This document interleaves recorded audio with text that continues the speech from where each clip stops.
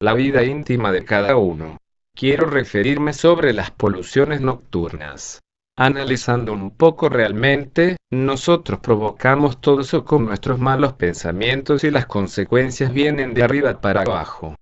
Puede que aquí controlemos, pero en los mundos superiores no se controla y repercute de arriba hacia abajo. Debe uno primeramente aprender a mirar y transformar la impresión. ¿Cómo? Es muy fácil. Yo veo una mujer muy bonita, pongo allí una dualidad, una indiecita bien fea. Ahí se está transformando. Si buscamos la síntesis de esta dualidad, ambas son mujeres, están sujetas al tiempo, la mujer bonita puede llegar a ser fea, hasta peor que la indiecita, entonces ¿dónde está la realidad de ese problema? No encontramos realidad alguna. Hay que aprender a mirar y transformar de inmediato las impresiones, para no caer en esos errores de las poluciones, porque un mal pensamiento se graba aquí, y de hecho un pensamiento en los mundos superiores es un hecho que viene a repercutir en una polución. Voy a hablar sobre la parte sexual, que es muy importante y básica, tanto para solteros como para casados. Anteriormente cometí el grave error de apartar a los casados para hablarles de estas cosas y dejar a los solteros aparte con pláticas subjetivas, podríamos decir un grave error que yo lo vi y corregí.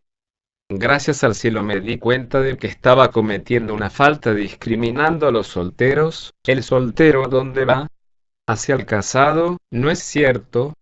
Entonces, si nosotros discriminamos a los solteros, cuando se case este elemento puede cometer grandes errores, porque no ha tenido la instrucción necesaria, entonces hay que alentar al soltero para cuando llegue a casarse. Yo corregí ese grave error, dije gravísimo. Porque había discriminación y se le estaba negando la sabiduría al soltero.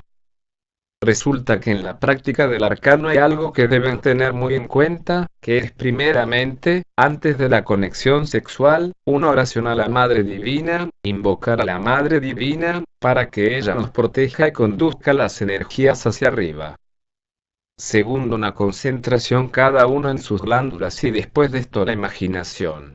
Imaginar es ver, imaginar que de esas glándulas salen vapores de esas energías, que están en un calor terrible, son vapores que van rompiendo la médula espinal, vértebras hacia arriba, este vapor es de color oro, imaginar que va por toda la médula espinal hasta el corazón, en el corazón se expande la luz.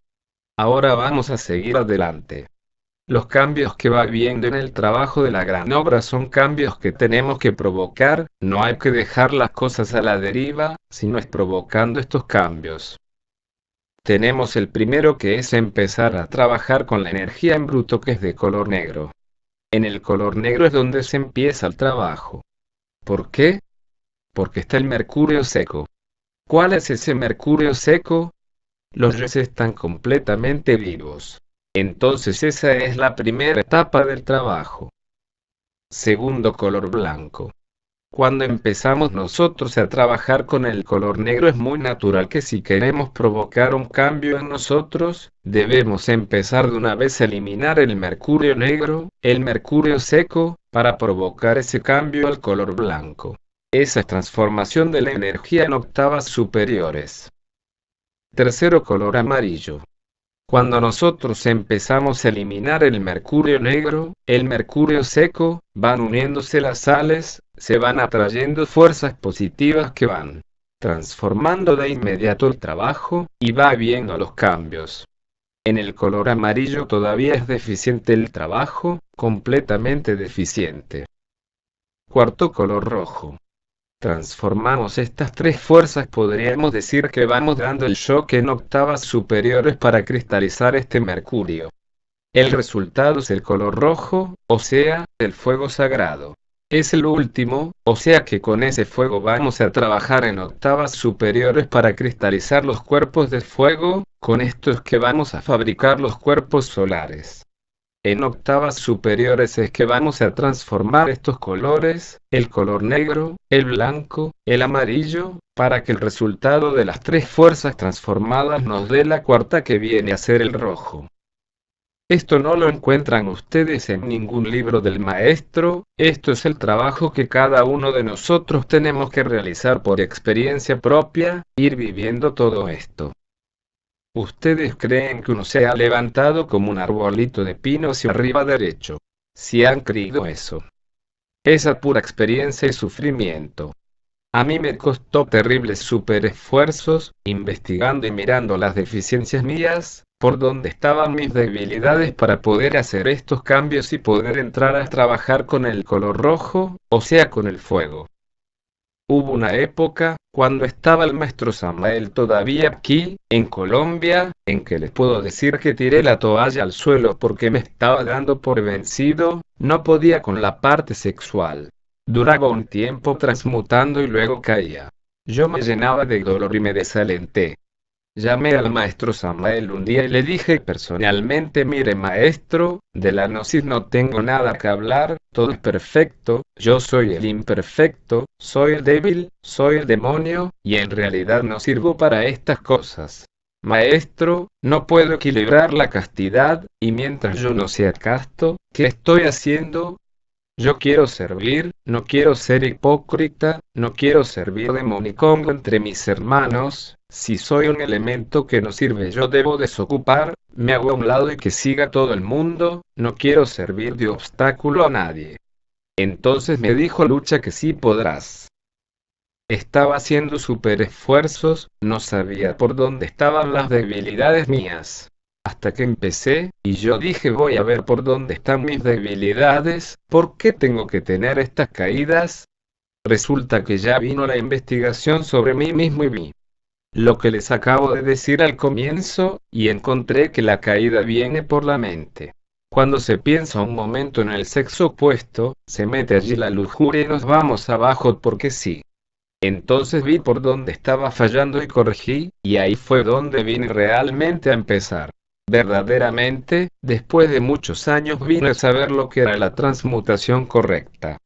Eso que les dije al comienzo, por ahí corregí yo esta debilidad, y estoy hablando por experiencia propia, porque creo que esto no está en los libros del maestro.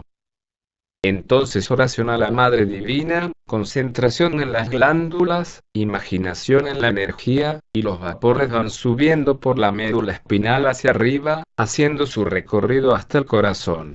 Entonces como hay concentración e imaginación, la mente está ocupada en algo superior y no queda volando, porque solamente volando vienen las caídas.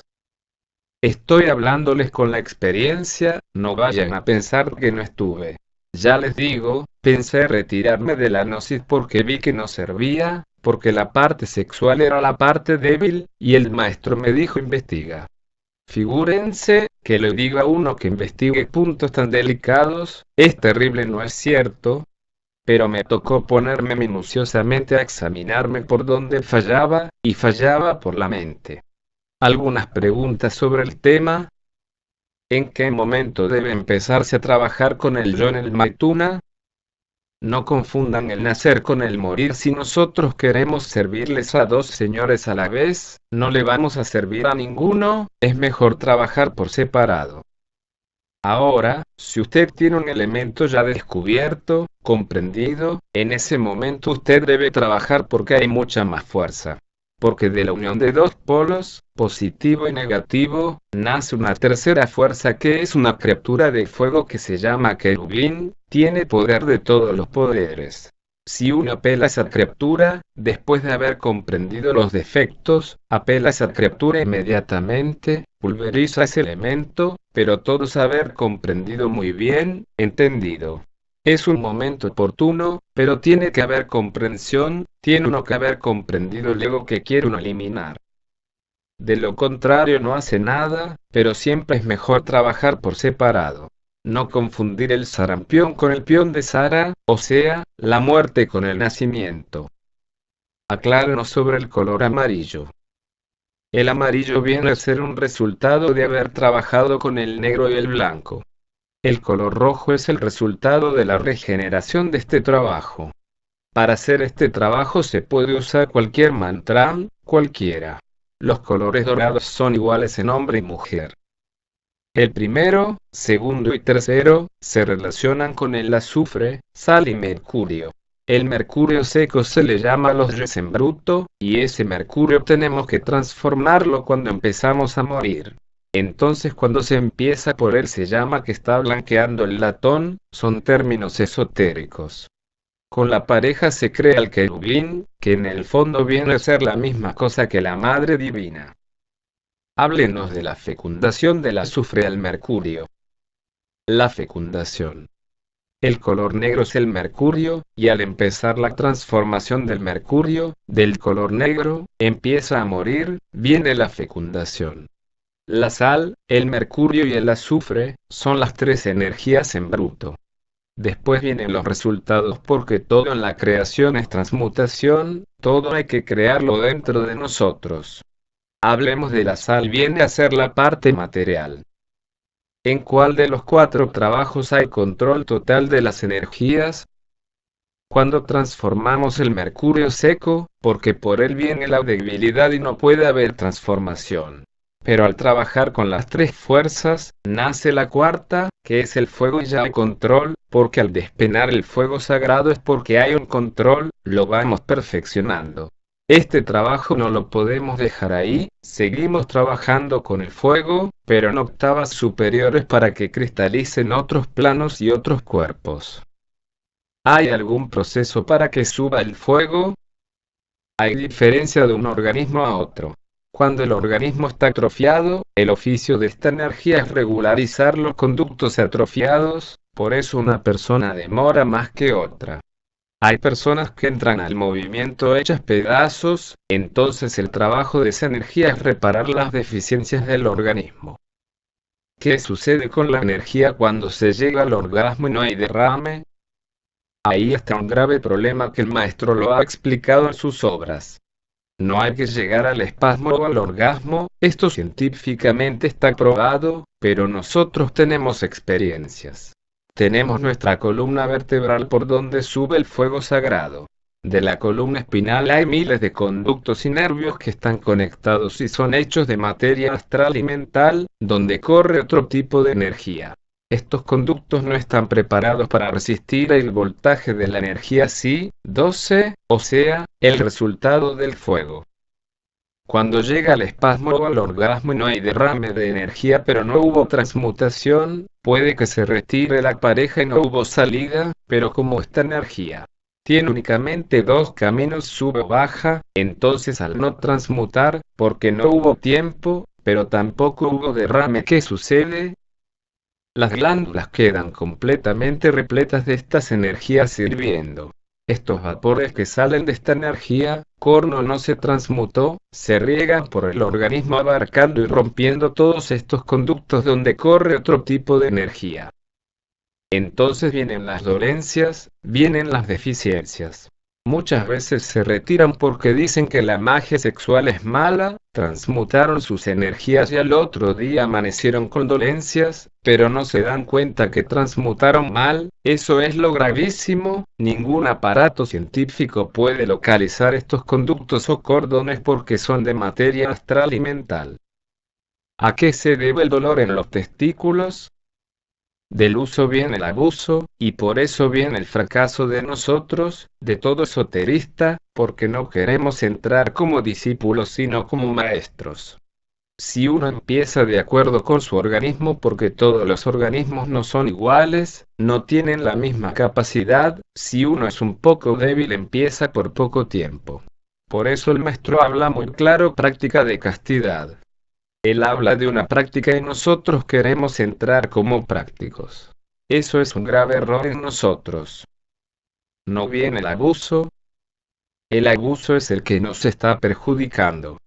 Ahora vamos a poner un ejemplo. El organismo es muy débil. Si un mayor de edad quiere practicar el arcano 20 o 30 minutos, no estando en capacidad del organismo, entonces eso repercute, no se debe transmutar mucho.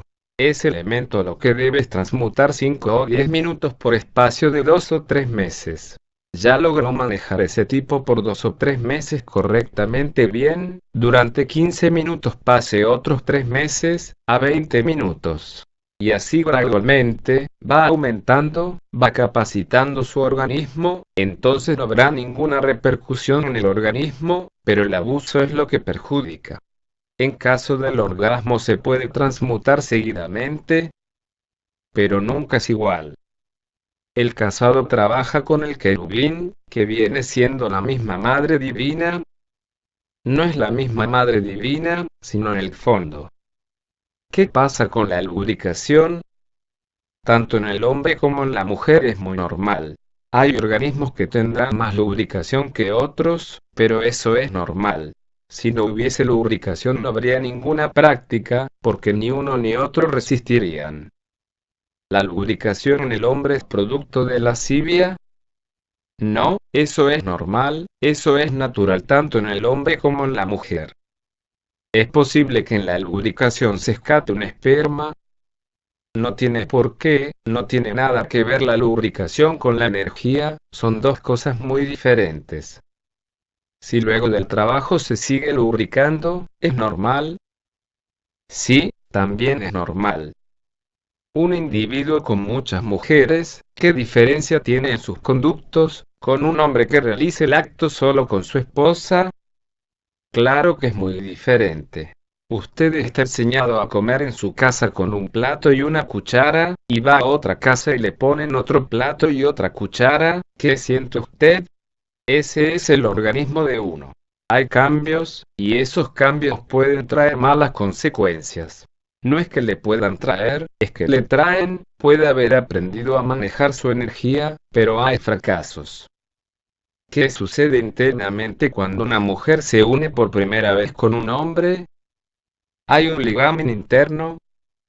De hecho aparecen en el karma, unidos, y cuando se une con varias mujeres lo puede abandonar la Madre Divina. Pero hay casos delicados, no podemos juzgar a nadie, aquí no son casados y en otros mundos forman parejas, o sea, que viene de arriba para abajo. Hablemos de las marcas astrales. Lo que viene a unir es el libro del karma, quedan de hecho ligados es este libro, el karma del uno con el del otro. Nosotros no podemos con el karma nuestro y nos vamos a echar otro karma. Después del trabajo con el arcano, ¿cuánto tiempo recomienda usted de transmutación? Después de la desconexión, como no es suficiente tiempo para que las glándulas se vacíen con la transmutación, entonces debe estar siquiera media hora boca arriba inhalando y exhalando para lograr que en las glándulas no quede nada, transmutar toda esa energía porque estas glándulas después de cargarse de energía deben descargarse para cargarse de energía nueva. No se debe hacer sino una vez en la noche. Hay que imaginar que las glándulas quedan completamente vacías. Después de la separación de los cuerpos hay que imaginar, o sea, ver que con la inhalación y exhalación sube esa energía. ¿Cuáles son las mejores horas para practicar el arcano? Siempre es aconsejable en la madrugada, puesto que durante el día uno trabaja y se acuesta con el cuerpo rendido, y en la madrugada tanto el ambiente como el cuerpo está descansado. De cualquier hora de las 2 de la mañana en adelante. ¿Es normal soñar que se practica el arcano internamente? La práctica interna es solo para maestros que estén trabajando un poco despiertos, porque muchos se dejan llevar por el yo de la lujuria y caen en graves errores en lo interno. El orden jerárquico dentro del trabajo es empezamos por el físico. Cuando culminamos con el recorrido del físico formando el bastón, que viene a ser el corazón donde culmina la energía, y entonces pasamos a trabajar en octavas superiores para cristalizar en el vital, terminando en octavas superiores para el astral y luego el mental, y así sucesivamente en su orden. Sin haber terminado el trabajo aquí, no podemos ir a trabajar en el astral. Si alguien empieza a trabajar aquí y trabaja en el astral está en un grave error porque ahí no está haciendo nada. ¿Se puede mantralizar mentalmente? Sí, durante el arcano se produce la transmutación, o luego. Pongamos un ejemplo: si usted pone una olla en el fogón a hervir, hierve inmediatamente o hay un calentamiento. Primero hay el proceso. La transmutación es igual, no podemos ir a transmutar con la energía del cuerpo, estamos trabajando con el color rojo, primero tiene su calentamiento, pues tiene un proceso. ¿Cuántas veces puede unirse la pareja? De acuerdo con el organismo, no podemos poner una regla exacta. Lo más aconsejable es una vez diaria. Cada 24 horas está la energía en completa madurez para la transmutación. Si hay debilidades en la pareja, debe haber un convenio entre los dos para ayudarse mutuamente. El organismo es lo más sabio. Si la esposa no lubrica, necesita el calentamiento. Si uno tiene un daño en la columna, ¿qué pasa? Depende, si uno tiene un desvío grave o si hay una vértebra fuera del orden. Si uno tiene esa normalidad, debe pedirle a la Madre Divina dentro de la práctica para que ella vaya normalizando. La energía es la única que puede reparar. ¿Qué pasa si luego del arcano hay una polución? Eso es porque no ha eliminado los yoes de la lujuria, esos yoes tienen la misión de llevarnos ante la logia negra. Si hace una práctica con una maga negra hay repercusión por el cordón de plata al físico. Es importantísimo trabajar sobre los yoes de la lujuria. Nosotros no somos una unidad, somos múltiples, y ¿quién de nosotros se mueve voluntariamente? Nos mueven, que es diferente. ¿A quién pertenecen los yoes? La legión, a la logia negra. Y como somos máquinas movidas por los yoes, ellos van a su casa, a los salones de magia negra a vivir escenas, y entonces viene la repercusión al físico. Por eso es importante manejar el cuerpo astral a voluntad, para no caer en esos errores. No quiero decir que uno no debe meterse en los salones de magia negra, se mete, pero consciente, eso es diferente. Se mete uno a investigar alguna cosa, porque todos los yoes están relacionados con los salones de magia negra. Hay que extraer las raíces de allá, y para eso hay que entrar consciente y ver todos los lazos que tenemos atados. ¿Con una polución también se baja un cañón? No. Si la ley le cobra a una persona una bajada involuntaria como si fuera consciente, sería absurdo. ¿Hay estancamiento? Sí, porque se agota la materia prima hasta que vuelva a recuperar, pero no hay los daños de que si fuera voluntariamente. Ya voluntariamente, ya cambia 100%, porque ya actúa el karma. Hay individuos que sufren poluciones, y no derraman porque regresan al físico y le regresan. Está correcto si retiene, no sufre consecuencias porque no está unido. Si ya le comenzó la polución, debe hacer lo posible para trancarla de inmediato, y eso se hace tapándose las fosas nasales y no respirando ni por la boca, porque el aire está directamente conectado con la energía. Al trancar la respiración por boca y nariz, de hecho pasa a la acción. ¿Cuál es el tiempo máximo para el arcano? Una pareja que ha dominado el impulso animal y que se pasa de 1 hora, es el abuso y la lujuria. Todo extremo es malo, 1 hora es demasiado, así se alimenta sutilmente a la lujuria porque viene el abuso, no hay equilibrio. Antes se decía que practicaban días. No comparemos el pasado. Cada época trae sus reglas. Nosotros no somos iguales, estamos completamente más degenerados, porque el círculo del tiempo está más avanzado. ¿Qué es eso de bajar a Marte a retemplar la espada? Es el color negro, o sea, el cambio del mercurio negro, porque hay que templar la espada, cada vez hay que templar más la espada, porque necesitamos ese tipo de energía para poder crear y tener voluntad de enfrentarnos a la legión. Se va decapitando el ego.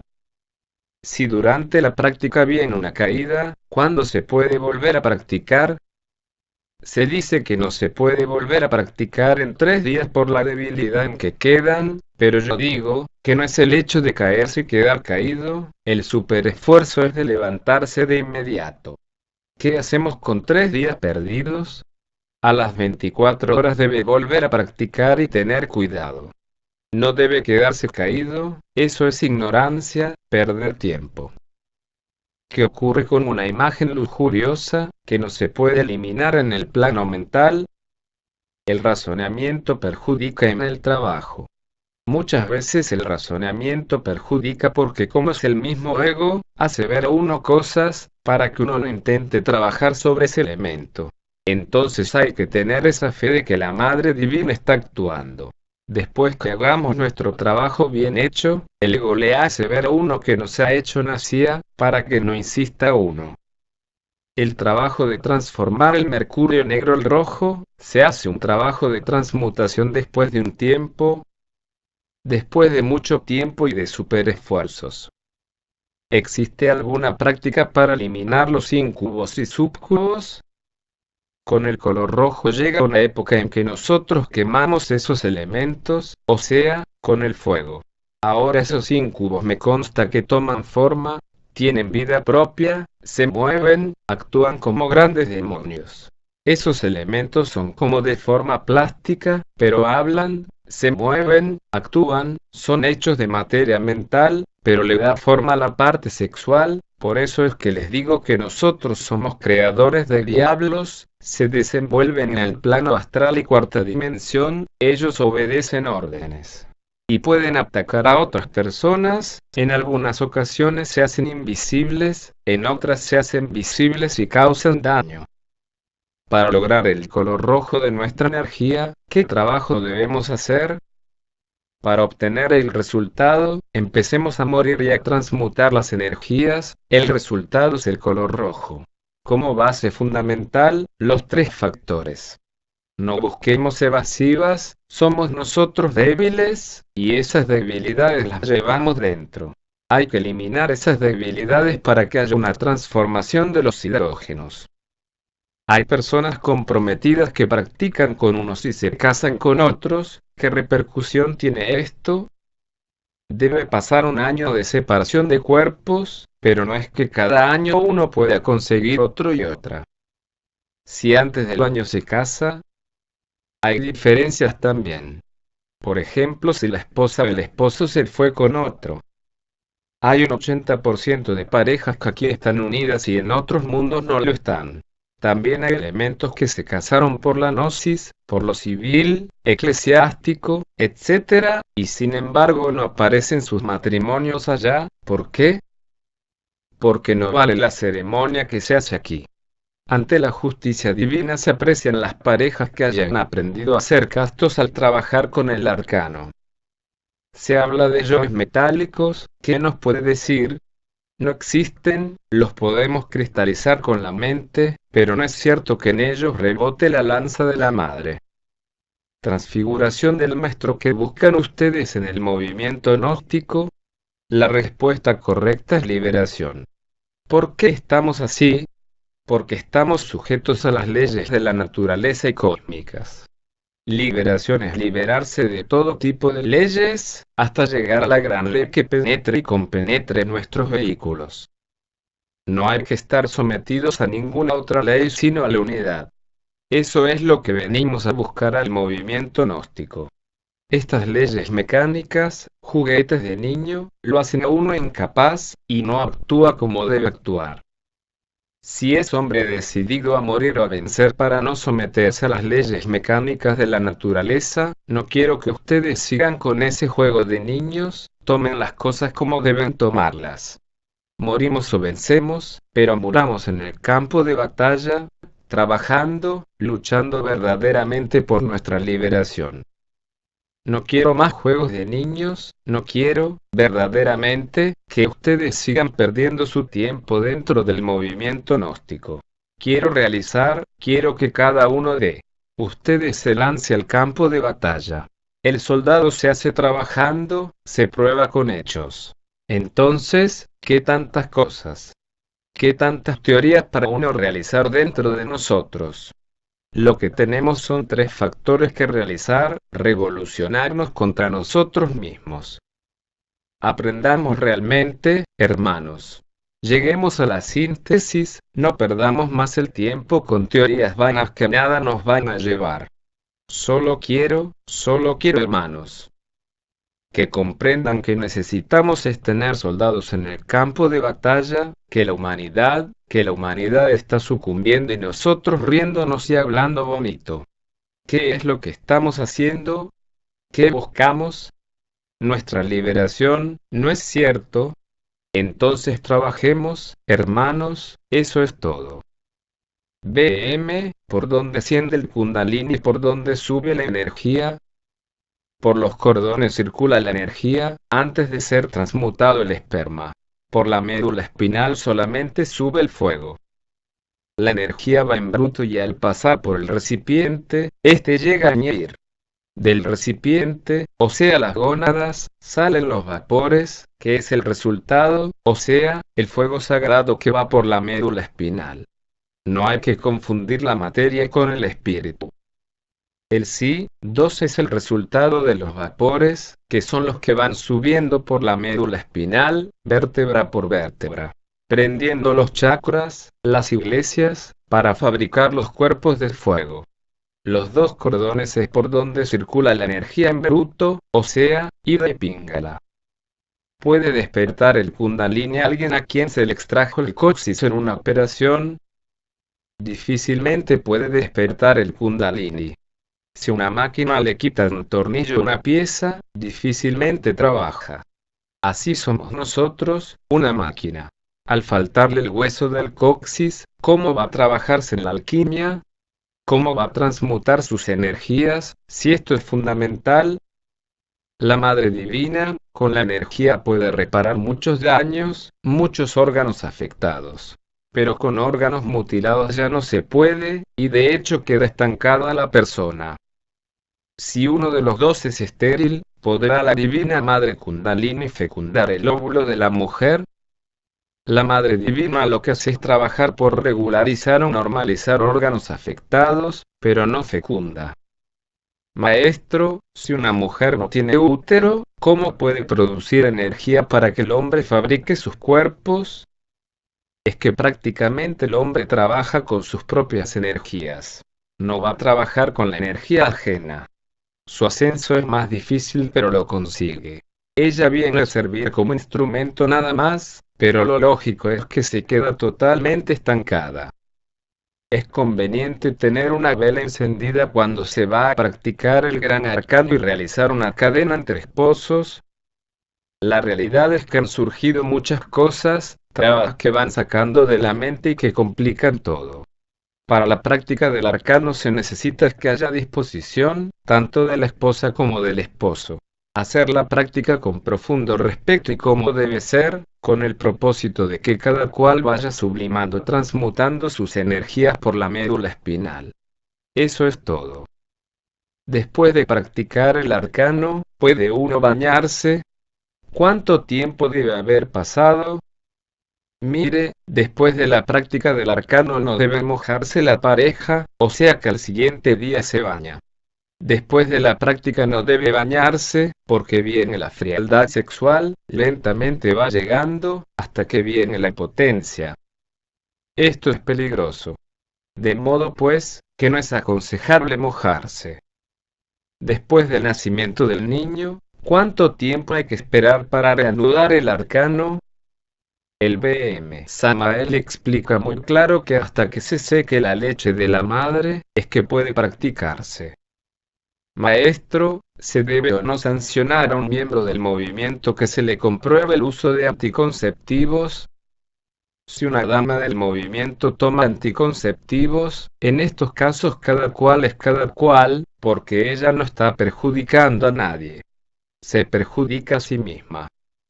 Maestro, si uno de los cónyuges comete adulterio, quien no cometió el adulterio puede tomar pareja inmediatamente, o debe esperar un año.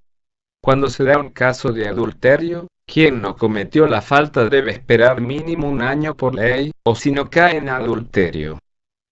Se dice que cuando la persona ha practicado la alquimia y cae en adulterio, se queman ciertos canales o conductos. Esto es cierto. Es lógico y no solamente en el adulterio sino también en la práctica, cuando se llega casi al extremo del eyacular la energía, o de una caída, en que las glándulas quedan repletas de energía. Esa energía queda hirviendo como una caldera y al no transmutarla después de la separación, se adhiere al organismo y puede quemar muchos conductos que no están preparados para resistir ese voltaje. se queman, y vienen las enfermedades y las dolencias. El ambiente donde nos encontramos influye en la calidad de la energía. Si uno vive en un lugar que despide malos olores, por donde bajan aguas negras, la calidad de energía que elaboran quienes inhalan esa podredumbre es inferior.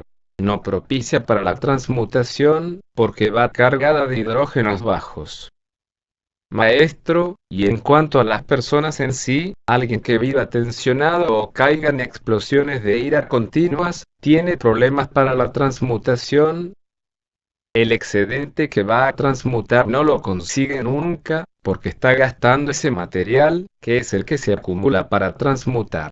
Si no hay excedente, ¿qué va a transmutar? Y eso repercute en enfermedades, repudio al sexo opuesto. La energía es la vida y, si se agota, ¿qué nos espera? Una enfermedad.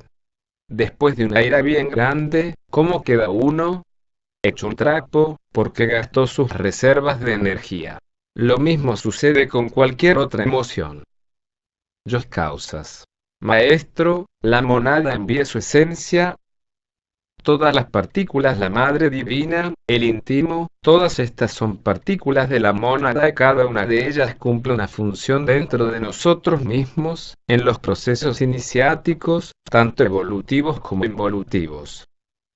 Maestro, ¿hay alteración en estas partículas? Se han alterado y se han mecanizado, la mecánica las coge al salir del absoluto. El absoluto es la gran ley, que por desdoblamiento hacia abajo, como se dice esotéricamente, cuando el absoluto vomitó, entonces ya al vomitar lo que viene saliendo se mecaniza.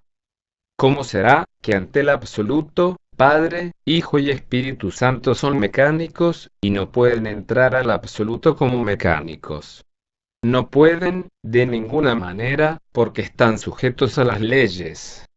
Por eso el símbolo de los aztecas, que es un símbolo muy exacto cuando el águila se traga a la serpiente para llegar a la unidad, porque no se puede entrar como trinidad ni como dualidad, solo como unidad. Ya la unidad es el mismo absoluto, entonces ya él entra al absoluto, mientras tanto no. Maestro, la mónada es el mismo Padre, es el anciano de los días. La misma cosa porque él es el que salió del seno del absoluto y él vuelve. Allá no puede entrar nadie más. Entonces ese es el problema, es solo cuestión de términos, terminología nada más, real ser y mónada. La misma cosa, en el fondo es la misma cosa que por desdoblamiento hacia abajo cada partícula de la mónada o del real ser va tomando un nombre diferente y cada creencia o cada religión le da un nombre. En síntesis, todo es la mónada, que es la que sale de allá. O sea, la mónada es el rayo que viene y se desdobla. Por desdoblamiento se desdobla en partículas y cada una cumple su misión. Usted nos decía que el Padre, el Hijo y el Espíritu Santo son mecánicos. Claro, ante el absoluto son mecánicos. Entonces, ¿el Padre es una parte de la mónada? Claro, sí, la mónada. El águila al tragarse a la serpiente, esas tres fuerzas llegan a la absoluto comunidad. Entonces llega el real cero la mónada, pero una mónada con 100% de conciencia de todo, ¿entendió? Eso es lo que viene a ser, adquirir una conciencia objetiva. Donde todo se une a la gran conciencia, que es cuando llega uno a la liberación. La gran conciencia es la misma conciencia absoluta, que es realmente como he dicho yo. No sé si el maestro lo dice, el absoluto es amor, es todo, pero él necesita de su alimento también, porque si vomita y no vuelve a recoger, él de donde se saca, se acaba. ¿Barra sí o no? Entonces todos estos elementos que se liberan van a formar parte del absoluto sin perder la individualidad. Ya van a formar parte de esa gran conciencia absoluta, a alimentar, ¿entendieron? BM, ¿cómo se originó el yo conciencia? Es lógico que al salir del absoluto la mónada se va dividiendo en partículas, por desdoblamiento, pero ella no baja consciente de todo, al colocar el órgano cundatiguador. Ahí fue el error del mundo o de la humanidad, por este motivo los maestros que intervinieron en esto, tendrán que venir a pagar su karma. Ese yo quedó en la conciencia de cada uno de nosotros.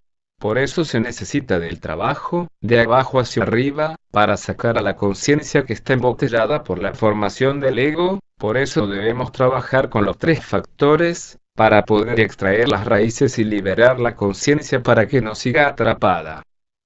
El maestro Samael habla sobre los procesos de la involución y dice que la esencia que ha pasado por toda la involución sale limpia, pura, prístina, de nuevo hacia la creación en el reino mineral, vegetal, animal y humano, pero usted, en unas aclaraciones que ha hecho, dice que viene solamente el 3% de conciencia. Cuando la mónada de uno sale del absoluto, o sea que el absoluto vomita, es como mandar usted al colegio a sus hijos por primera vez, viene por desdoblamiento hacia abajo. Al cogerlo la parte mecánica, que ya se sale de la gran ley, ya empieza la dualidad, las tres leyes y para abajo se van mecanizando. Y como no es consciente 100%, porque esa mónada nunca había trabajado, es la primera vez que la mandan a trabajar, a realizar ese 100% de conciencia, es lógico que ella no lo tiene, mucho menos la esencia, ella no tiene sino el 3%, entonces, vean que es lógico, pues eso no tiene cabida a discusión, a dudas. Dejó la parte involutiva, salió, surgió, cogió la parte evolutiva mecánica. Llegó al ser humano, 3%, ¿por qué? Porque esa conciencia está alterada, de hecho está alterada y para eso existe el último trabajo que hace el iniciado que es destruir el yo conciencia. Entonces no puede salir el 100% de conciencia de la involución. ¿Dónde está? Si no había trabajo en la revolución de la conciencia y nunca había adquirido eso, entonces al surgir tiene que hacer la revolución de la conciencia para ir gradualmente recuperando la conciencia hasta llegar a la etapa del yo conciencia, que es la desintegración total de ese yo. Entonces sí viene a quedar el 100% de conciencia. Maestro, después de la última existencia, durante la involución, ¿qué se hace el porcentaje de esencia libre? La esencia, al reincorporarse nuevamente vuelve a ser atrapada, otra vez a repetir lo mismo, porque resulta que siempre queda lo que se llama el residuo del ego, o el yo causa y al entrar a la evolución mecánica vuelve otra vez a surgir el mismo problema. Muchos ángeles tienen el residuo y por eso no tienen el 100% de conciencia. En la involución la esencia va atrapada por el ego, pero esto no quiere decir que ésta se va a desintegrar, ya que a medida que el ego va desintegrándose ella va quedando mucho más libre. O sea, la esencia siente dolor por la oportunidad que perdió, pero no siente dolor porque el dolor es del ego. Al volver a surgir nuevamente vuelve a repetir porque el yo causa está ahí, no ha muerto, entonces vuelve a repetir otra cinta exactamente igual. Por eso tenemos que trabajar en la revolución de la conciencia, acabar de desintegrar totalmente el yo causa, para que pueda venir la conciencia absoluta que es 100%. De lo contrario quedaríamos con los residuos o sombras del ego, que viene a ser el yo causa. Al descender por las infradimensiones va todo junto, el porcentaje atrapado absorbe el 3% libre y todo va ahí. Aunque esté libre esa partícula, de todos modos tiene que pasar por ese proceso. No podemos involucionar directamente al reino mineral, puesto que tenemos que ir bajando escalón por escalón.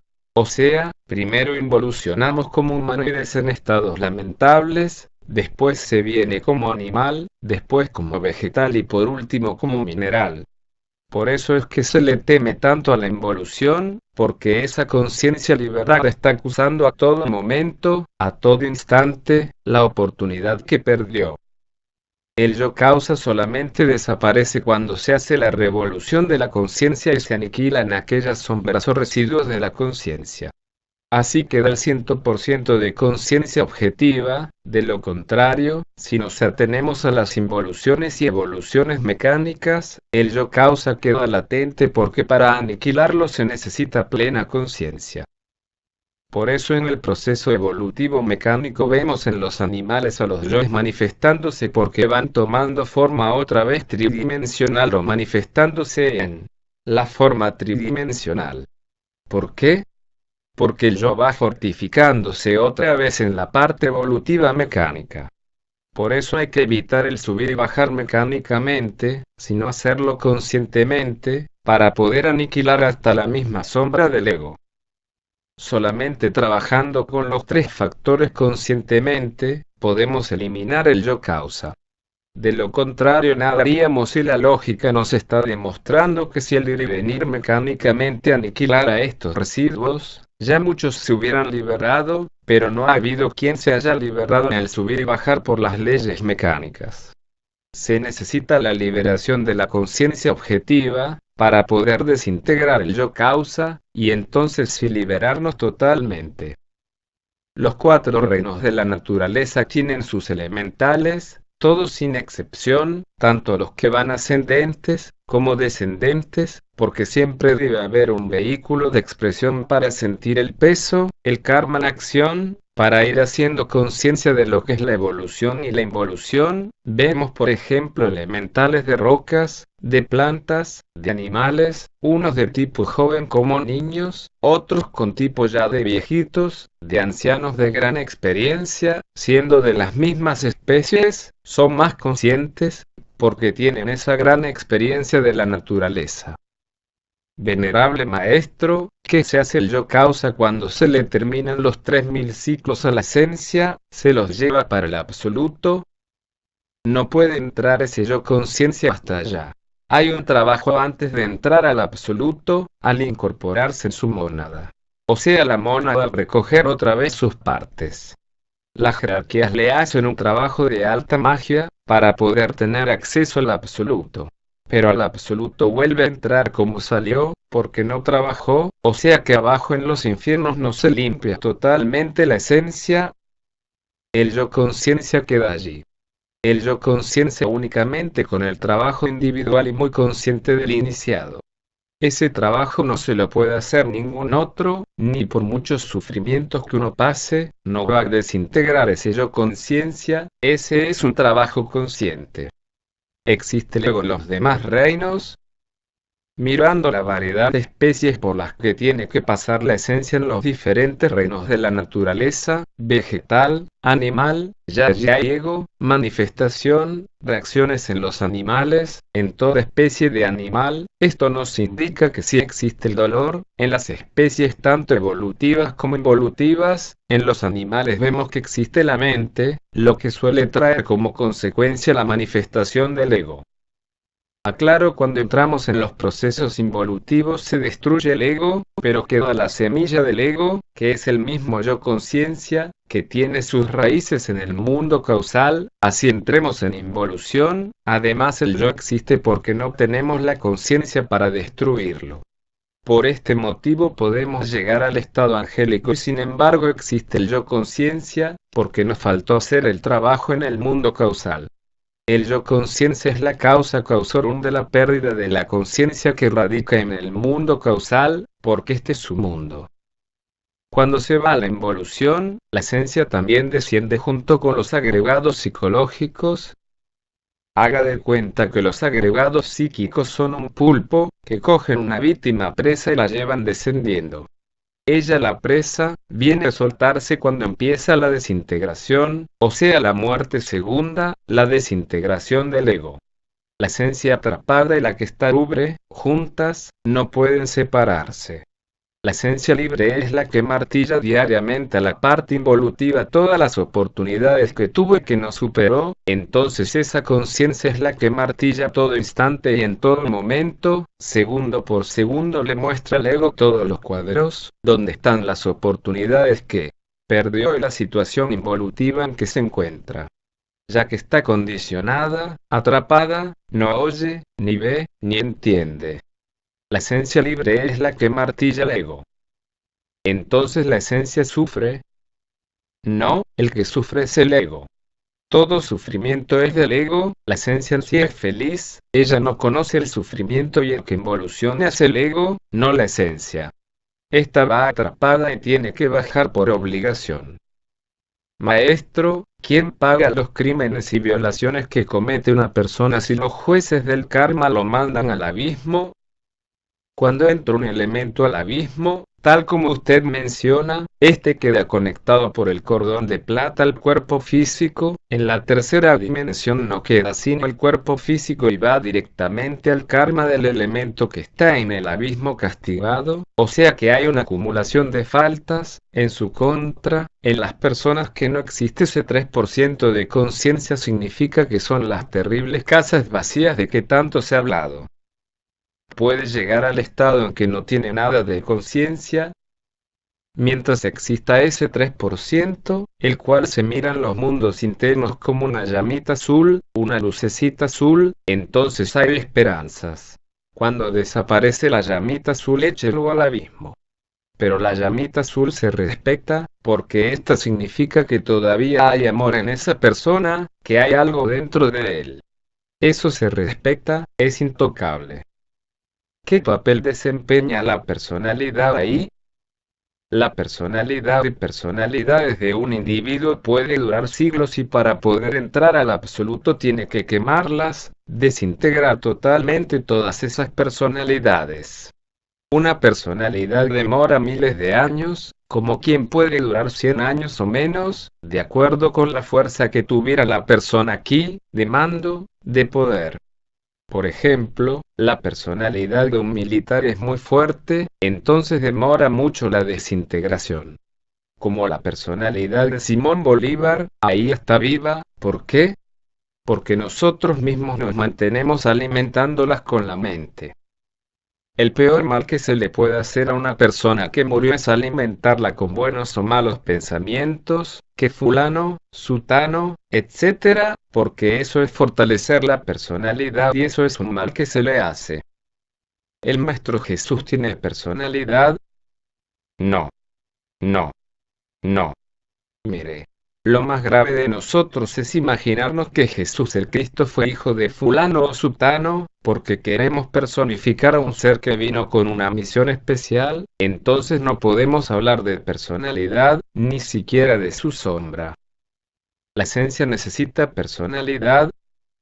No la necesita, es un perjuicio, lo que ella necesita son sus vehículos superiores, no la personalidad, ya que esta es una parte negativa. BM, ¿qué ganamos con la involución? Al quedar el yo conciencia, o sea nuestros elementos, la legión, es lógico que la parte involutiva va tomando diferentes formas, es la forma de los diferentes yoes. Ejemplo, si usted se llena de granos todo su cuerpo, y se aplica una medicina, sana, pero al sanar queda la mancha que con el tiempo vuelve y repite, así es el ego de uno al bajar a la parte involutiva, nos limpiamos, pero quedan las manchas, es el yo conciencia, los mismos yoes que van tomando esas formas en esa parte involutiva porque es conciencia 100%. Otro ejemplo, un hombre autorrealizado, aparentemente ha trabajado en la autodestrucción, se le dice autorrealizado pues no ha liberado el yo conciencia, está el yo causa todavía ahí.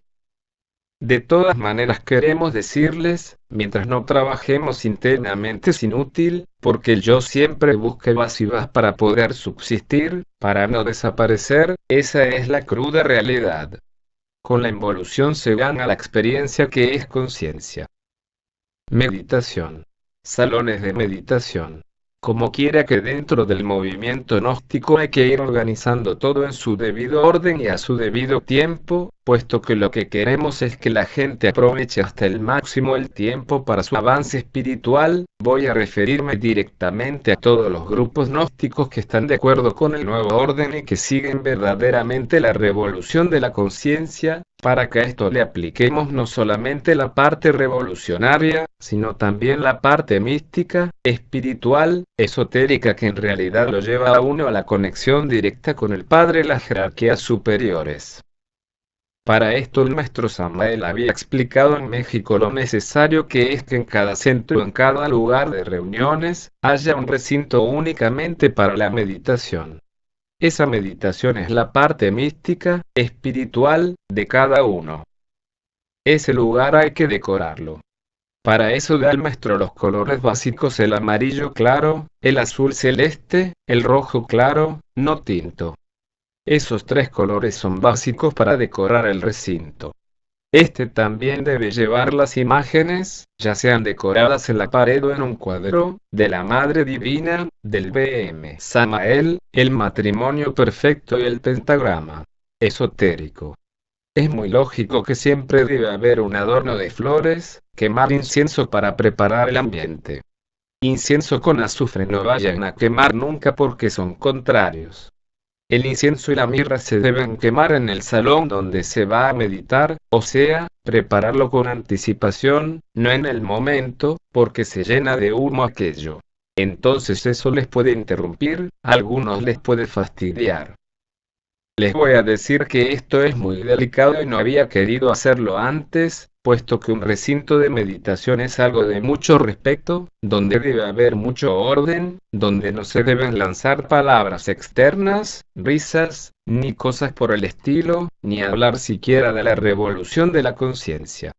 Allá se entra a meditar, únicamente a eso. Cuando se entra en un salón o recinto de estos, debe la persona ocupar su puesto, cada uno en silencio. Ya se debe saber que es una meditación, cómo se va a meditar, sin estar preguntándole a los directivos o las demás personas. Fuera de charlatanerías, en silencio, a meditar. Creo que me están entendiendo. Este es un asunto delicado. Cualquier risa, cualquier burla, cualquier palabra externa daña el ambiente de una vez. Les advierto para que no vayan a seguir el mismo desorden que ha habido siempre, que se va a una meditación y es un relajo, gritos, risas. En fin, hablando cosas que no deben hablarse ahí. Estoy aclarando esta situación, para que cada uno se haga responsable y sepa verdaderamente que esto no es una burla sino algo sublime, algo superior, donde directamente nos vamos a conectar con nuestra parte superior y con las demás jerarquías. Entonces advierto esto para que quede bien claro. La decoración ya lo sabemos, los tres colores primarios que el maestro dio en sus obras: el amarillo pálido, el azul también, o sea, claro, y el rojo lo mismo, todos igual. No colores extravagantes, sino simples, o sea, suaves. El recinto debe llevar los tres colores primarios o puede ser uno de ellos. En caso de que en alguna parte no puedan poner los tres colores primarios, pueden poner el amarillo claro. El amarillo corresponde al cuerpo mental, a la mente. Si nosotros vemos nuestro cuerpo mental, este es amarillo resplandeciente. Entonces, por ese motivo este color queda muy bien en un salón de meditación. En este salón puede haber un altar, puede haber una mesita, un altar pequeño, sus velas, los símbolos sagrados. Eso es parte de la espiritualidad, parte de la mística. Este recinto del que usted nos habla, BM, es totalmente diferente al otro que se viene utilizando ahora en fase C, que es donde se hacen cadenas de fuerza, de curación y distintos trabajos. No podemos mezclar una cosa con la otra. Hacer una cadena o cadenas en ese recinto es dañar el ambiente de una vez, se rompe la mística. Este salón debe ser aparte, exclusivamente para la meditación. Un salón especial. Únicamente para la concentración y meditación, nada más. A este salón puede entrar la persona, el gnóstico, a meditar cuando pueda hacerlo o debe tener un horario. Esto se ha ensayado muchas veces, de darle a cada uno la llave para entrar al salón y se forma un completo desorden. Resulta que usted entra solo, está haciendo su meditación, si entra cualquier persona, se interrumpe de una vez. Entonces debe haber un horario especial para eso. Ahora, estoy hablando del grupo, pero lógico es que las gentes no estén perdiendo su tiempo, ya que sus casas son las más apropiadas para una meditación, cuando se entrega uno al sueño, a dormir, a descansar. No se limite solamente al grupo, sino que cada uno en sus casas al acostarse, al dormirse, debe aprovechar para hacer una práctica, cualquier práctica. Lo importante es no dormirse como Pedro en su casa, sino haciendo cualquier práctica. ¿A qué se debe que la mística esté aparte de la revolución y en qué consiste la mística del trabajo para uno avanzar en él? es que la mística es el alimento del alma, la conexión con lo superior, y la revolución ya no tiene nada que ver con esto, porque son dos cosas diferentes, dos fuerzas opuestas. Lo místico es lo espiritual, lo que toca con la parte superior de nosotros, no con la parte inferior, por eso se deben separar estas dos fuerzas. A medida que este lugar se utiliza, se va cargando de algo, de fuerzas superiores. Por eso es que no se debe hablar de otras cosas ahí. De nada, mejor dicho. Estar todo el mundo en silencio, con mucho respeto, o sea que la parte mística hay que aplicarla como debe ser, y la revolucionaria como debe ser. ¿Qué gana una persona ante las jerarquías, al dañar un lugar de esos que está sirviendo a un grupo para su superación? Nada menos se gana un karma, pero bien grande, que lo tendrá que pagar. No se había implantado esto por la irresponsabilidad que ha habido en todas las gentes, pero creo que va siendo tiempo de que vayan tomando las cosas más en serio. Cualquiera que entre a un salón de estos e interrumpa con una risa, con cualquier cosa así, debe irse de ese salón y pasar a fase por tiempo indefinido, para que tome las cosas en serio. Aparte del karma que se gana, el grupo debe pasarlo a fase por tiempo indefinido, hasta que pruebe con hechos que ha mejorado. Para realizar eso debe citarse asamblea. Prácticamente, como en ese salón hay varias personas y todas son testigos, no necesitan hacer una asamblea ni nada.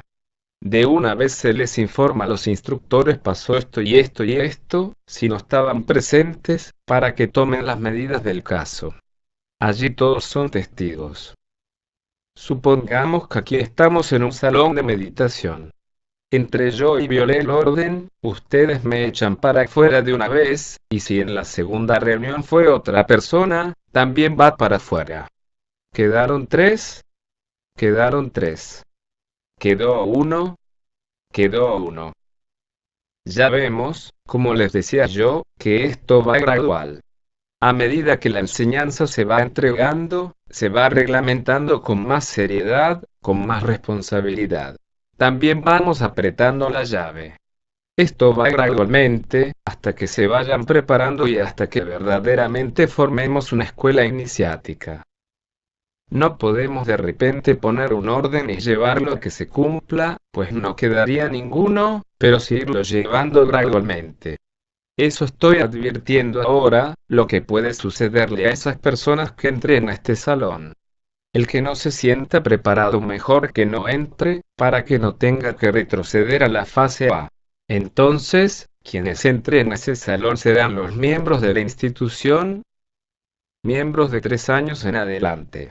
Y es lógico que dentro del salón de meditación deben todos tener sus vestiduras y sus sandalias, porque ese es el símbolo de las vestiduras del alma, de la parte interna de nosotros. Con todo esto debemos entender que usted está tomando un paso definitivo en la selección de aquellas semillas que le encomendó el maestro Samael. Es correcto. Si no hacemos así, nunca se seleccionará el personal. Siempre habrá la confusión de gentes, la mezcla de unos con otros y no se hace nada. Entonces, ahora, el que quiera avanzar espiritualmente tiene que ir mejorando psíquicamente su comportamiento con los demás, con todo. Más adelante, cuando ya vea uno mejoramiento en estas personas, arreglaremos el asunto de los rituales, pero ya con gente seleccionada, con esa misma gente que se vaya preparando ahora. O sea que todo esto va a tener cambios en adelante. Ya no vamos a hacer rituales mecánicos, sino con gente que verdaderamente entre un ritual, que es un momento místico y no se tiene que quedar con los ojos pelados en blanco, mirando como hace el sacerdote que está dirigiendo el ritual, sino todo el mundo en concentración, en meditación en su Padre interno. Algo místico, algo real. Como no quiero que vayan a coger, como dice uno acá, la zorra por el rabo, a volvernos unos santurrones, voy a explicarles algo que me sucedió con el maestro Samael, con el real ser del BM Samael. Estábamos en un rito sagrado. el bodhisattva del maestro Samael no estaba oficiando, estaba oficiando el venerable real ser del maestro Samael, que es muy diferente. El oficio donde había cantidad de jerarquías de diferentes categorías, con un rigor, una seriedad única, claro, amoroso, pero al mismo tiempo, el rigor. Terminó la ceremonia, el bodhisattva quedó dándole una enseñanza a otras personas en el salón. Entonces yo lo esperé y al terminar salimos. ¿Cuál fue la sorpresa que nos dio el real ser del BM Samael, cuando de la puerta del templo para afuera ya había salido? Estaba vacilándose, bromeando con nosotros y sonriendo. El maestro Samael me volteó a mirar firmemente, a ver qué decía. Yo vi aquello normal, que agarré e inmediatamente dije: esta es una enseñanza también para mí, pero va directamente para el bodhisattva de BM Samael de parte de su real ser. Al otro día me dice el maestro: ¿cómo te pareció, Joaco, lo de anoche? Le dije: maestro, vea, esa enseñanza fue directa para usted, pero yo agarré mi parte también. Dice: explícame, porque yo no entiendo. Dije: maestro, vea, a usted le falta esa parte como social de la charla amena con los demás, con sus discípulos. A toda hora usted se mantiene con esa cara de machete, pues muchas veces una persona va a hablarle, hacerle una pregunta y con solo verle la cara a usted ya se le olvida o se arrepiente. Entonces necesita uno atraer a la gente con una charla, ser como más sociable en ese campo con la gente. Dijo: hombre Joaco, tienes toda la razón. Y yo le conté a él que estaba luchando porque en realidad para mí era un defecto gravísimo, que me sentía vencido por él, era el vacilón con los demás, la charla, fregarle la vida al uno, al otro por ahí. Y ahí me di cuenta que no, que cuando se entra a estar en lo serio, se está en una ceremonia, se debe estar en lo que está. De ahí para afuera, pues, cambiar uno de una vez.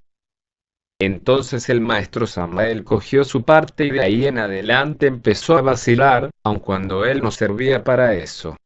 Honradamente, daban vergüenza los vacilones de él, porque no sabía. Él no nació así, para eso, pero ya el maestro sí cambió. Alcanzó a cambiar ese método imponente o riguroso a toda hora. Ya a él le gustaba la charla, el vacilón, aquí y allá, entonces siempre alcanzó a cambiar. Fíjense ustedes que entonces, con estas explicaciones estoy dando una enseñanza para que no se vuelvan unos fanáticos enfermos. A eso sí le tengo yo miedo. Se salió de la meditación, hombre. Un tinto café solo, una charla entre ustedes no les va a quitar ni les va a poner. O sea, del salón de meditación para afuera, ya viene la revolución de la conciencia. Entonces ya la parte mística no cabe de las puertas del salón para afuera, no cabe, y si ustedes la quieren meter van a salir como unos enfermos, unos fanáticos, que no sirven ni para bueno ni para malo. O sea, a cada cosa se le aplica su momento. ¿Me están entendiendo? De las puertas del salón para adentro, mística 100%. Salieron de la reunión de meditación, la palabra cambia de una vez, deben ser revolucionarios. Eso se entiende, charlas sanas, sobre todo. Claro, no groserías, ni nada de esas cosas, charlas sanas. El maestro menciona las dos escuelas, la Hinayana y la Mahayana, o sea, una es la escuela de la visión y otra de la acción. De acción y visión, o sea, revolucionaria y mística. Entonces nosotros somos el conjunto, el equilibrio. Correcto. Hay que equilibrar estas dos partes. El desequilibrio nos trae malas consecuencias a nosotros. Quiere decir, maestro, que en ningún momento usted está apretando las clavijas, como se dice, porque quiera excluir a nadie, sino porque es una obligación suya, como mandato de la logia blanca. Esa es la única forma en que nosotros podemos ir preparando la semilla, porque hasta el momento no hay nada. Entonces, de esa manera, con esa organización se va clasificando, se va puliendo. El que quiere, echa adelante, no le estamos cerrando las puertas. El que no quiere, y quiere seguir con desórdenes, pues tendrá que irse. Yo busco la calidad. Aunque esté bastante trillado, queremos que nos explique usted qué es la meditación, qué se busca con ella, si hay varios tipos de meditación. Bueno, hay muchas prácticas para la meditación, pero en síntesis, la meditación es una sola. Que hay muchísimas prácticas, sí, pero la meditación es una sola. Empecemos por ahí. Lo que se busca con la meditación es despenar la conciencia, a la esencia del alma, para que esa alma se desenvuelva en los mundos electrónicos. Estoy hablando de, dijo el hombre Joaco, tienes toda la razón. Y yo le conté a él que estaba luchando porque en realidad para mí era un defecto gravísimo, que me sentía vencido por él, era el vacilón con los demás, la charla, fregarle la vida al uno, al otro por ahí.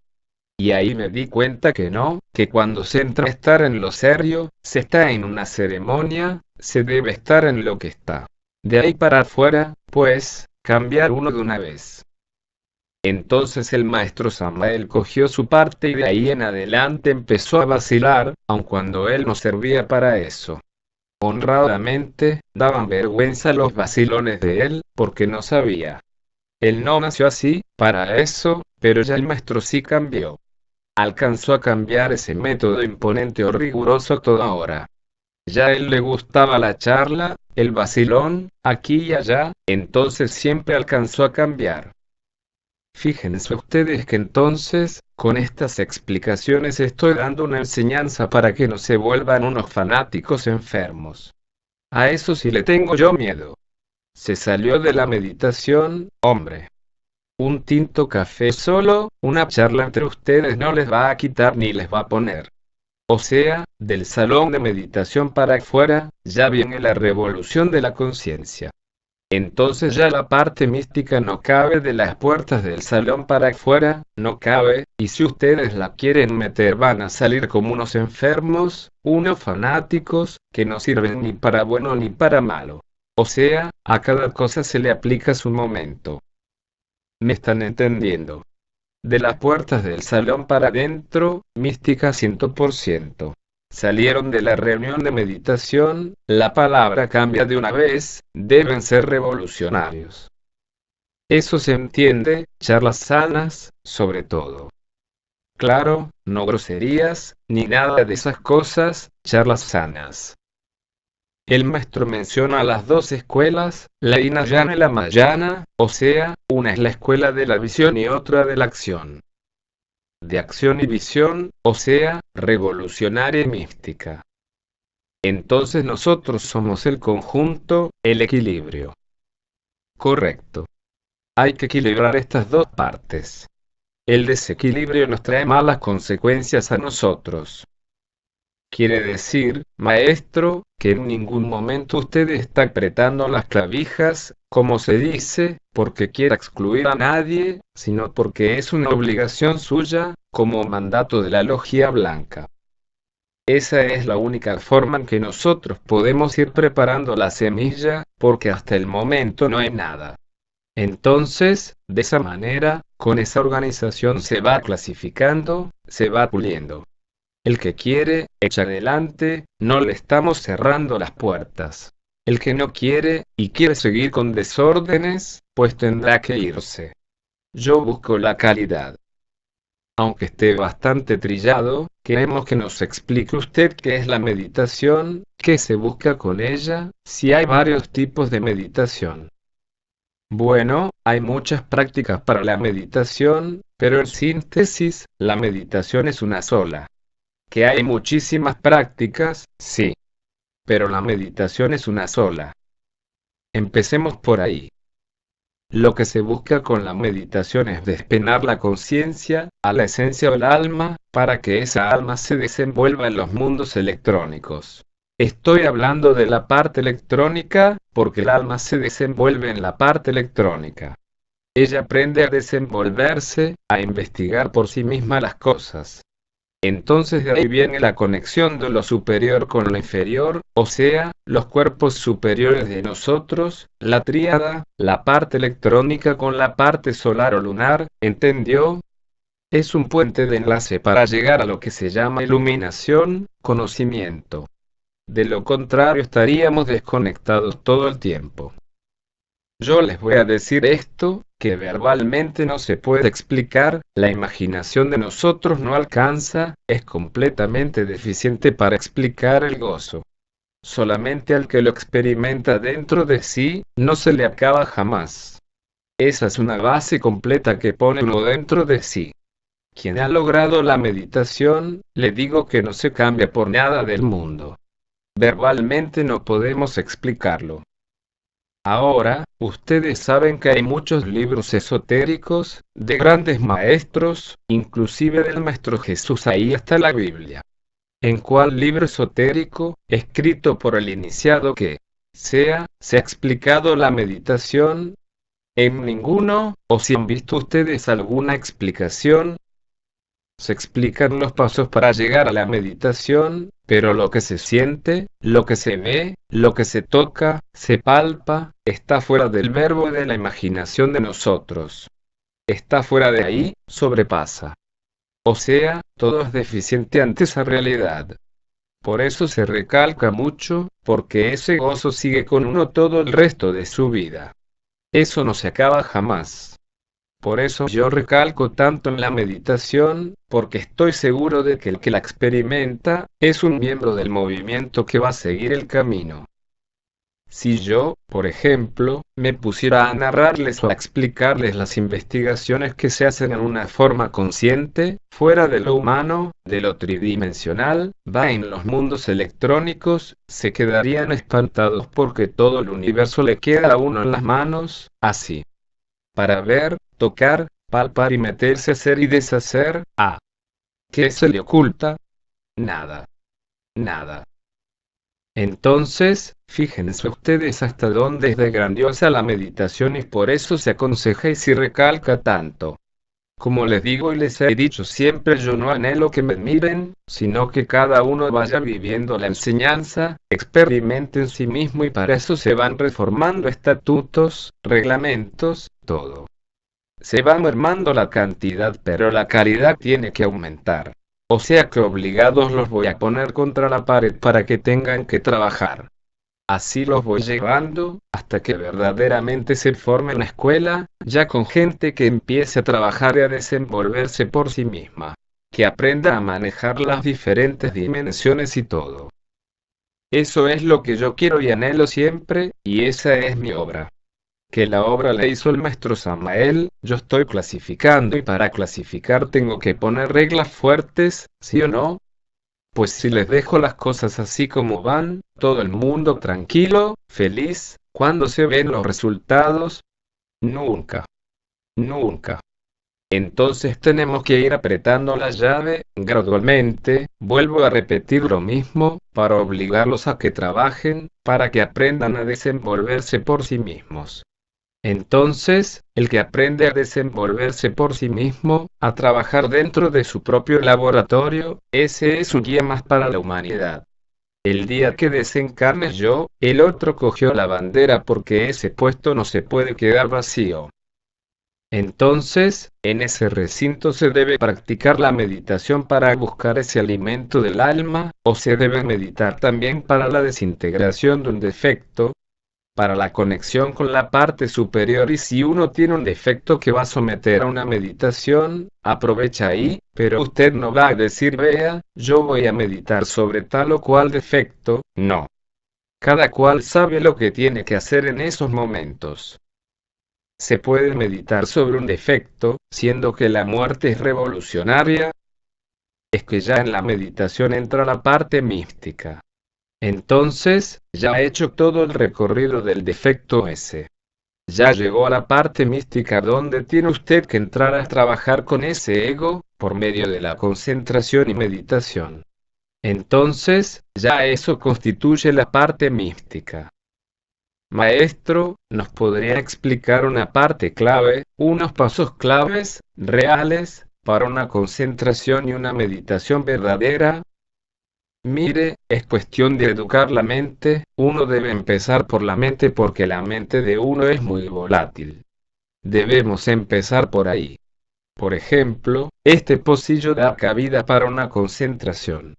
Mirar la forma, el espesor, las figuras que tiene, todo por dentro y por fuera, y tratar de penetrar dentro del mismo material, de que está hecho, sabiendo que hay electrones, moléculas, en fin, todo eso. Tratar de penetrar dentro del objeto que ocupe uno para la meditación. Eso es indispensable. ¿No ve que la mente se entretiene ahí y no da cabida a otra cosa sino que está ahí? Maestro, pero viene el segundo paso. Comienzo a ver electrones y protones. Entonces, yo pregunto a la mente por qué eso es así y no de otro modo, ¿por qué? Bueno, preguntarse por qué no, sino decir ¿está la verdad ahí? ¿No está la verdad ahí? Adelanta y sigue cuál es la verdad. Le forma a usted el problema a la mente y viene la quietud, pues la mente, ¿qué va a responder ante la verdad? Entonces se siente vencida y ya es cuando logra la esencia la liberación. Ahí mismo, cuando ya usted empezó a ver electrones, moléculas, células y de todo, se pregunta ¿y la verdad está ahí? ¿Cuál es la verdad ahí? No le contesta. ¿Cuál respuesta puede encontrar la mente ante la verdad? Entonces la mente quedó quieta, porque no hay respuesta para eso, ¿o sí la habrá? No, realmente no la hay. Entonces viene el silencio, la quietud total, que es cuando la esencia logra liberarse, porque mientras haya un pensamiento usted está ahí, que los electrones, que las moléculas, que las células. Hay un pensamiento que le impide totalmente la meditación. Pero si usted le pregunta dónde está la verdad, dónde va a estar, entonces viene la quietud, cuando le abrió usted las puertas a la esencia. Si ustedes piensan en una meditación, si yo logro la meditación voy a investigar los rayos del sol, ahí fracasa, ya fracasó. La esencia sabe lo que ella necesita, lo que debe investigar. Uno no hace sino liberarla, nada más, sin decir que voy a investigar tal cosa. Yo les voy a decir esto, una esencia consciente no le retiene nada. Ella sabe lo que tiene que investigar. Únicamente va a lo que va.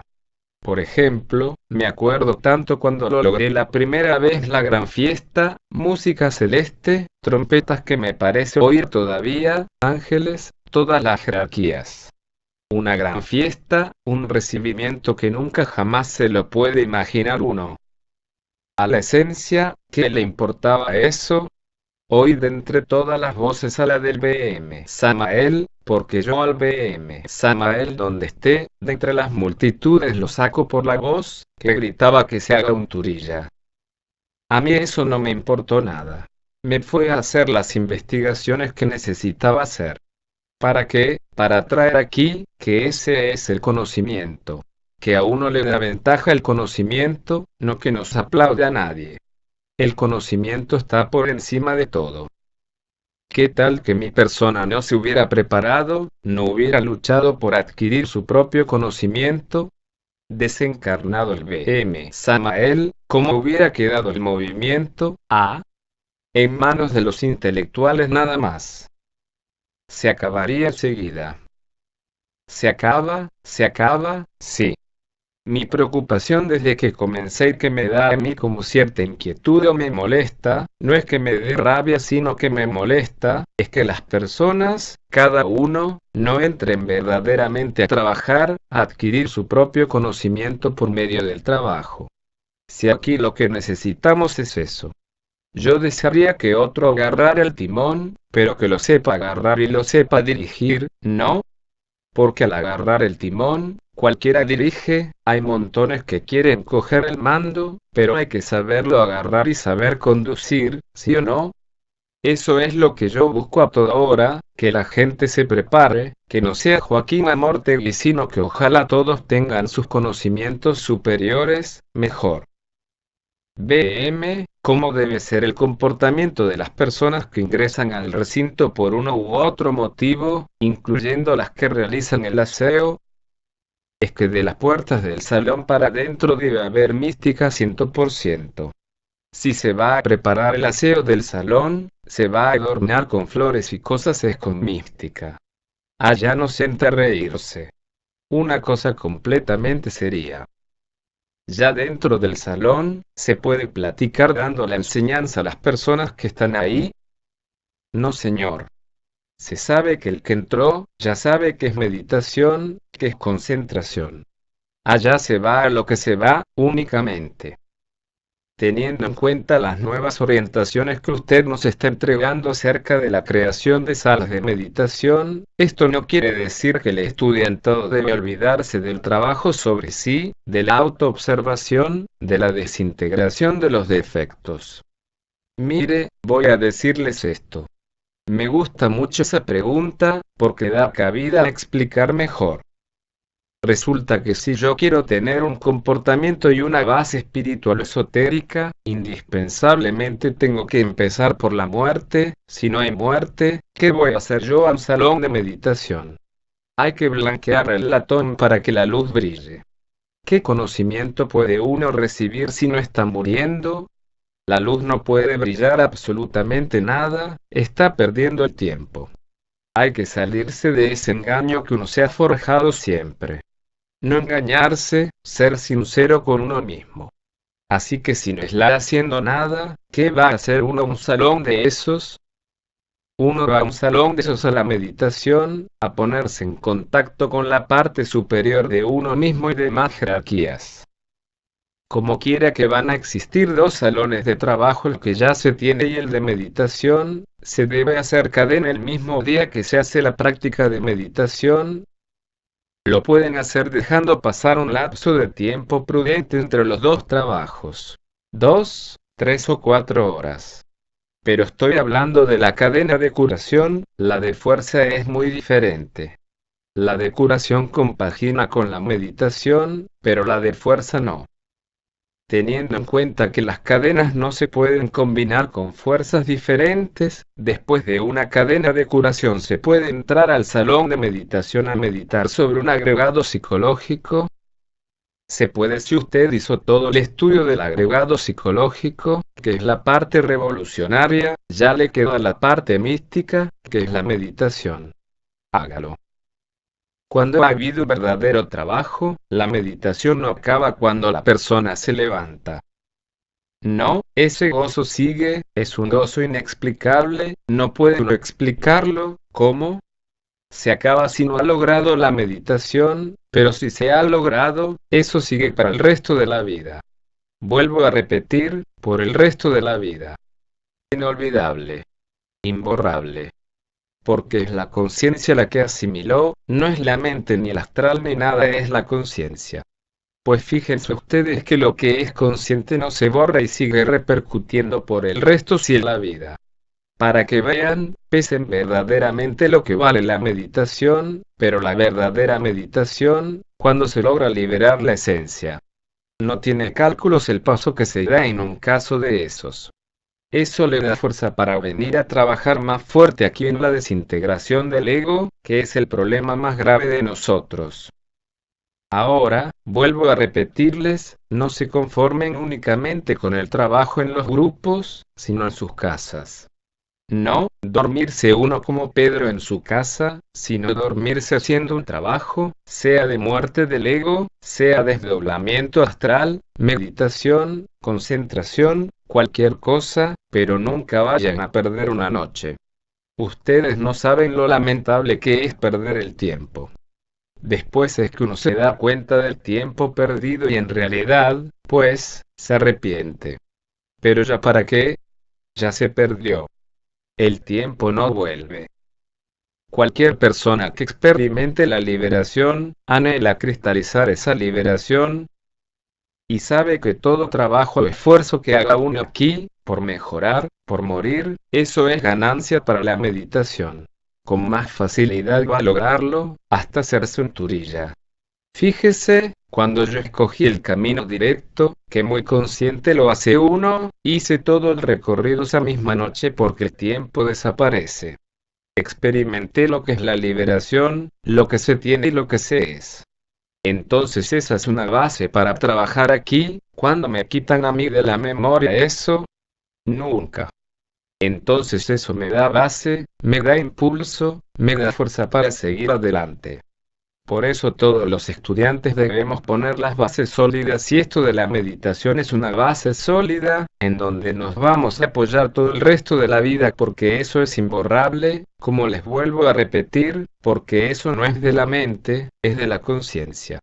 La mente no tiene nada que ver ahí, es la conciencia. Eso queda en la conciencia grabado para todo el resto de la existencia. Entonces miren lo importante de la meditación. Y el tiempo de la meditación, 2 horas. No se le pone tiempo. Eso lo acuerdan, vamos a meditar 1 hora, 2 horas, lo que sea. Eso ya es conveniencia del grupo, no se puede someter a un régimen tampoco. Ahora, maestro, usted había dicho antes que el que no tenga una disciplina, es mejor que no entre a ese salón especial, ¿no? Porque se puede hacer castigar. Nadie puede obligarlo o señalarlo porque no entró. No, señor, no. Mire, voy a decirles esto, y yo lo hice en el comienzo. El maestro hacía los rituales, yo tenía mis problemas con uno o con otro hermano.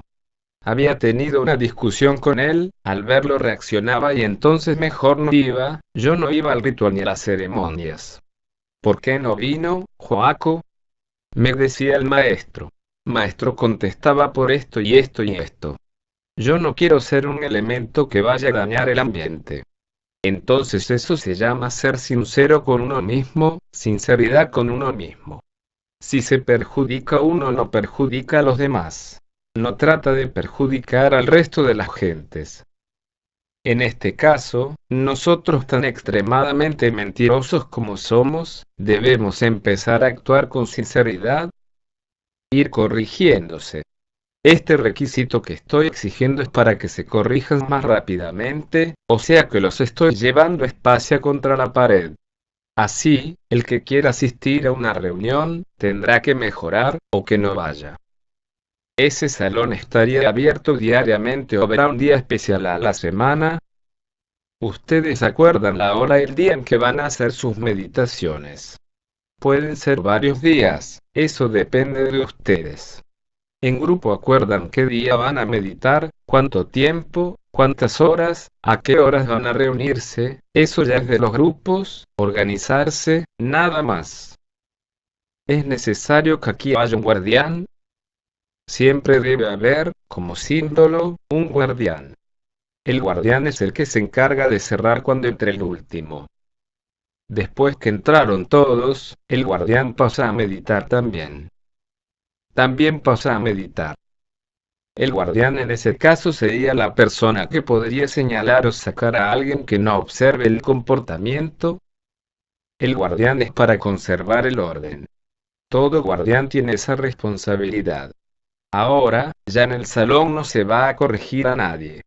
Si yo entré con el desorden a violar el reglamento, el guardián me coge en silencio de la mano, para afuera, sin necesidad de decirme usted va para la fase A de la mano y para afuera, y el deber de uno es obedecer al guardián, que es la máxima autoridad ahí. Yo no tengo por qué ir a reclamarle al guardián porque me saque. Callado lo cogió de la mano y fuera, ya. Cerró su puerta y se sigue el trabajo. Venerable maestro, entonces esas salas de meditación irán a ser más adelante como una base o preparación para ahí mismo hacer los rituales. No, los rituales siempre se harán donde se han venido haciendo. No sufre alteración alguna el orden que hay. Estas salas, aparte de todo, no vamos a mezclar, eso es intocable. Mejor dicho, intocable para otras cosas. De acuerdo con los avances de ese personal del salón de meditación, de acuerdo con el comportamiento, con la base que tengan ahí, entonces pasarán a otro salón más superior y bajo otras órdenes más estrictas, más especiales. Con eso los obligo a que ustedes vayan ascendiendo. Si los dejo así como van, no van a llegar a ninguna parte. Entonces, es mejor ir organizando bien el movimiento, ya como una escuela de regeneración. Venerable maestro, de manera que el único camino para la liberación del ser, acá en el mundo físico, es entrando la meditación. No, el trabajo con los tres factores. La meditación despierta la conciencia, pero hasta ahí. Yo, por ejemplo, desperté esa parte por medio de la meditación, pero hasta ahí. Mi liberación no está ahí. Son tres factores, o sea, la parte revolucionaria.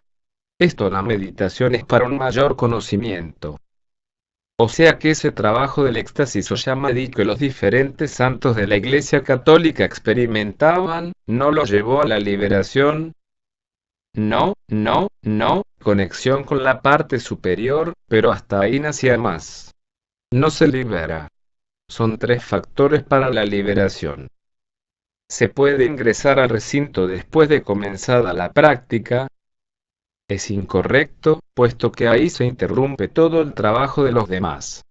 Ahí mismo las mentes van para afuera, a que alguien se fue, que entró, etc. Ya no hay meditación ni concentración. Entonces una persona así daña el trabajo.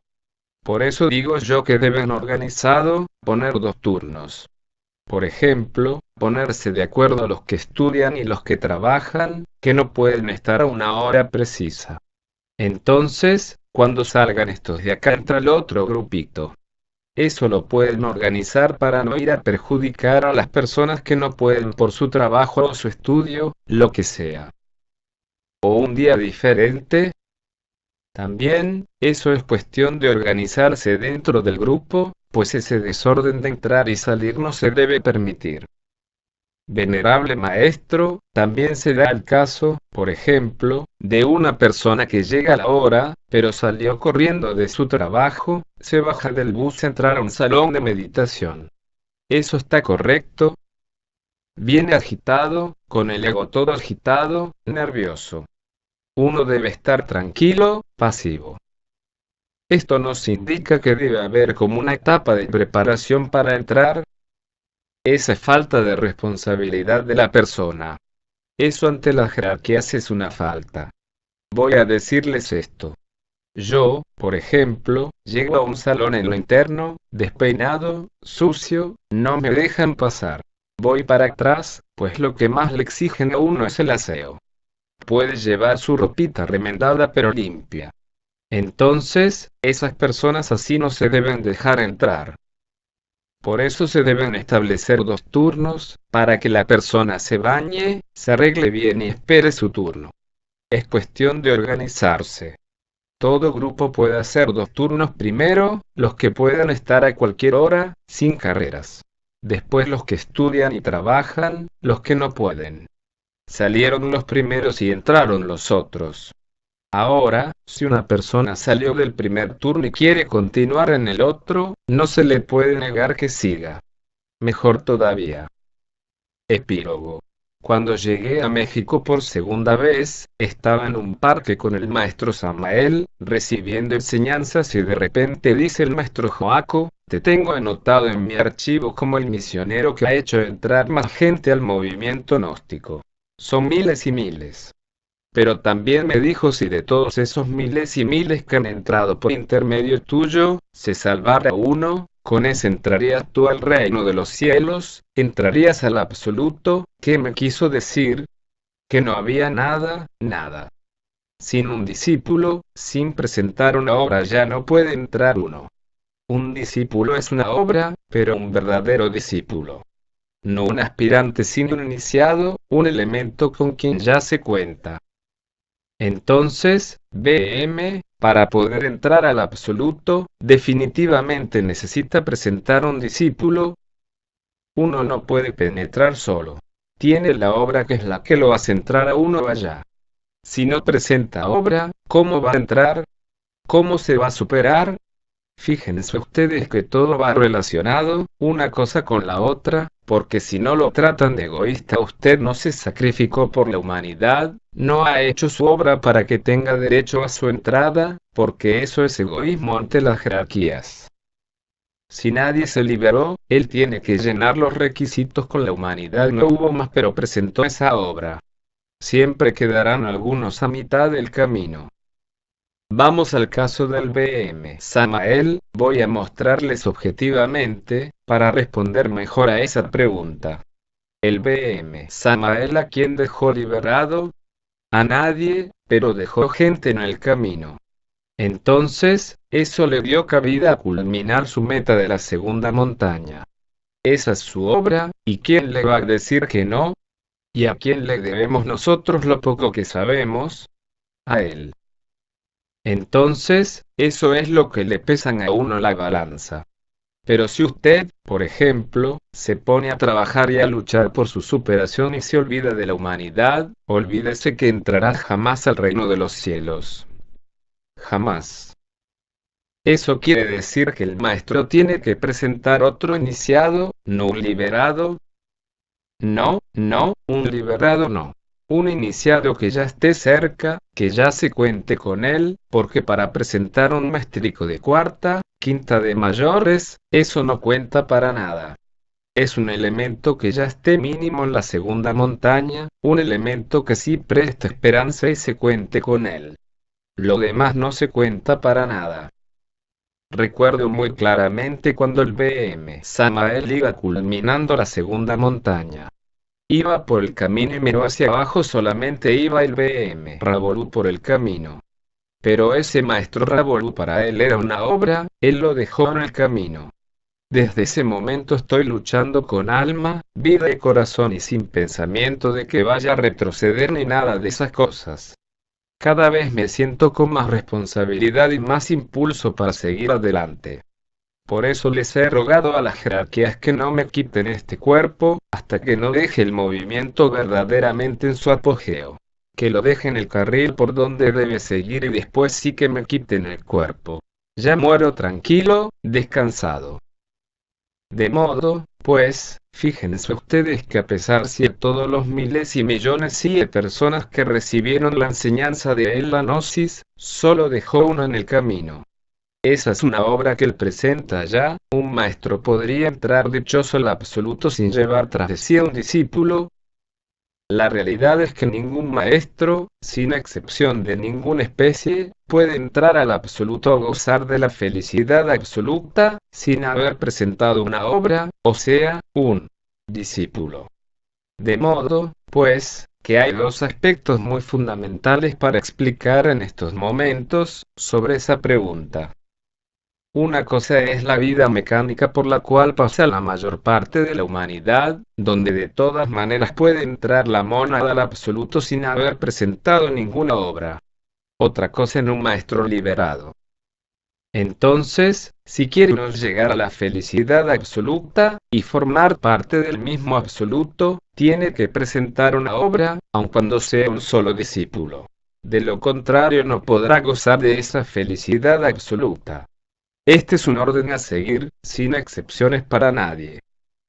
Entonces, a pesar de toda la labor que usted está realizando y así haya completado todo su trabajo iniciático, si no presenta a ese discípulo, no llega a la liberación.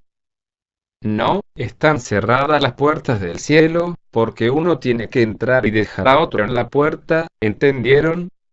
O sea, un candidato, y ese candidato no es cualquier aficionado, sino ya un gran iniciado que esté muy cerca de uno.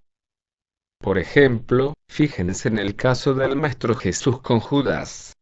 Él presentó ese discípulo y todo iniciado tiene que presentar un discípulo, si quiere que el absoluto se lo trague.